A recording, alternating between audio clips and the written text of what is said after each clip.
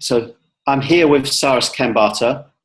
Cyrus is a friend of mine. He has type 1 diabetes for how many years now, Cyrus? I've been living with type 1 diabetes since 2002, so it's been, 15 years total now.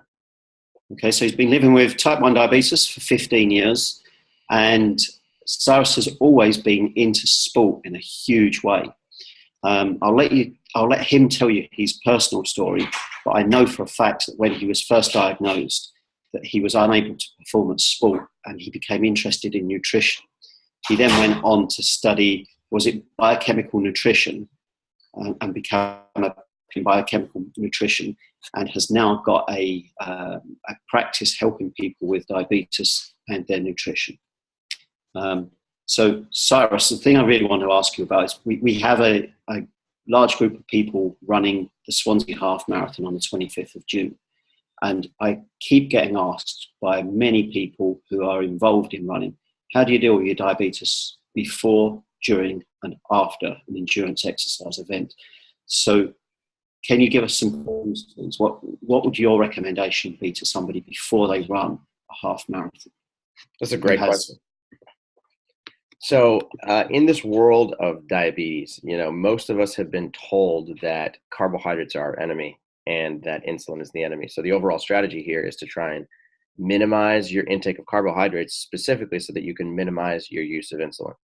And so what that drives people to do is eat low carbohydrate diets or adopt a ketogenic diet where their total carbohydrate intake is something like 30 grams of carbohydrate per day. When I was first diagnosed with diabetes in 2002, that was the only information that was provided to me at the time. So I listened to that information and I did my best to try and restrict my carbohydrate intake. I'll be the first one to tell you I did not hit 30 grams of carbohydrate per day. I was somewhere hovering in the 100, maybe 110 grams of carbohydrate per day. But in addition to the small amount of carbohydrate that I was eating a lot of meat products, dairy products, fish, and I was trying to eat more fatty and higher protein foods in order to keep my blood glucose in good control. And what I noticed after a short period of time was that my glucose was actually much more difficult to control than I was expecting. The whole purpose of eating a low carbohydrate diet, like we said earlier, is to try and keep a flatline blood glucose profile and to keep your insulin use low. But what I found over the course of the first year was that no matter how, even if my diet was a low carbohydrate diet, that my insulin use kept on creeping up and up and up and up and up. And I knew intuitively that something was wrong. Now, on top of that, I also was very restricted in my ability to move my body. I grew up as an athlete. I've been a weightlifter, a soccer player, a basketball player, a swimmer, a cyclist, you name it, ever since I was a little kid. If it's a sport, I play it. And I remember after about 6 months of living with diabetes on a carbohydrate restricted diet, that I was having a really difficult time moving my body. My body felt tight all the time. My muscles were actually very physically sore. If I play a game of soccer, it took me about 3 or 4 days to recover from that. I was constantly dehydrated as well. And so I knew intuitively, having lived 21 years without diabetes, that something was wrong with my muscular physiology. So at that point, I adopted a low-fat diet. A low-fat diet that actually happened to be quite high in its carbohydrate intake, and that changed everything for the good. So what ended up happening over the first 3 months of adopting a low-fat, plant-based whole foods approach was that my insulin use dropped by 40%. Now, most people don't really, it's a hard pill to swallow, that eating a diet that's high in carbohydrate would actually decrease your insulin use. It doesn't make any sense from the mathematical perspective. And this is one of the reasons why clinicians and physicians don't talk about this, okay?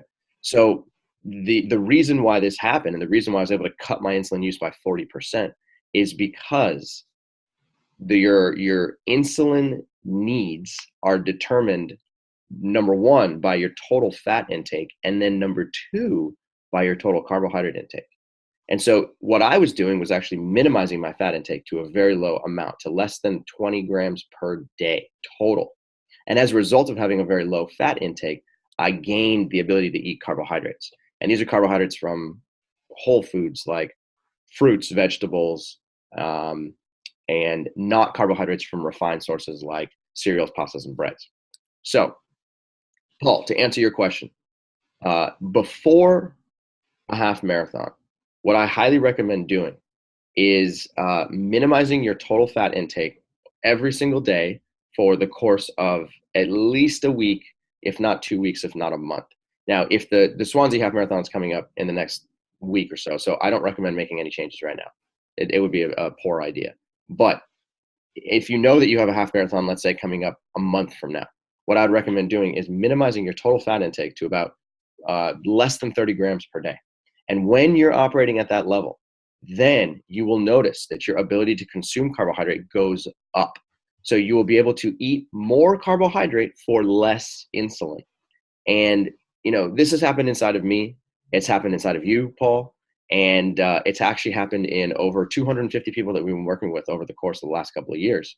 And these are people with type 1 diabetes who thought that their low carbohydrate diet was actually leading them in the right direction. As soon as they adopt this approach, they start to realize that their insulin needs get cut sometimes as much as 50 to 60%, and their ability to actually perform exercise goes up significantly.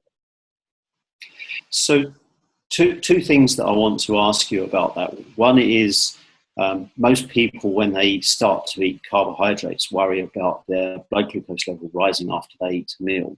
So how do you deal with that?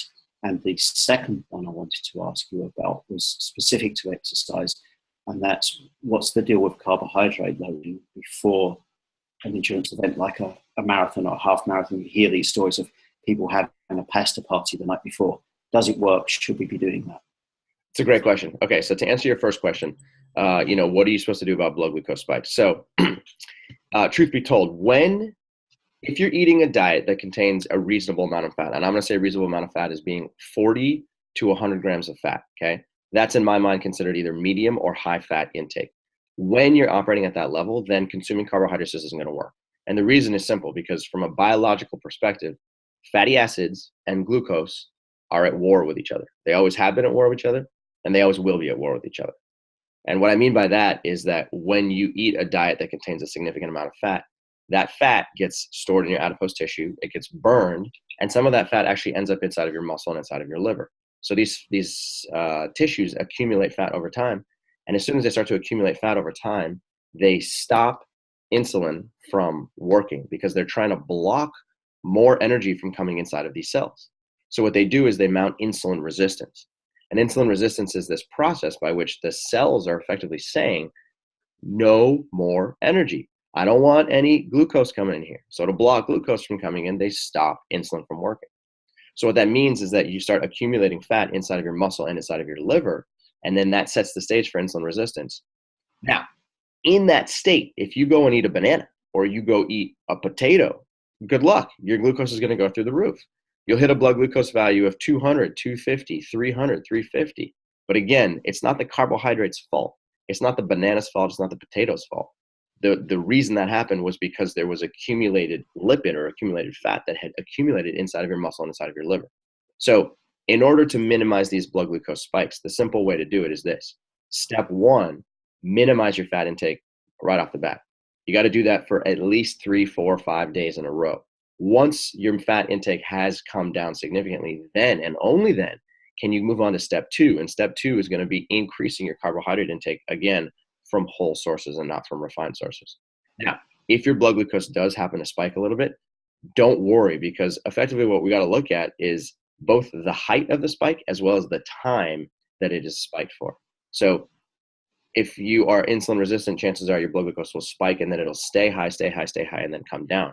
The area under that curve is very large versus a transient spike and then come right back down, where the area under that curve is very small. In that situation, you're protected against problems that can happen and complications that can happen to your eyes, to your kidneys, and to other peripheral organs.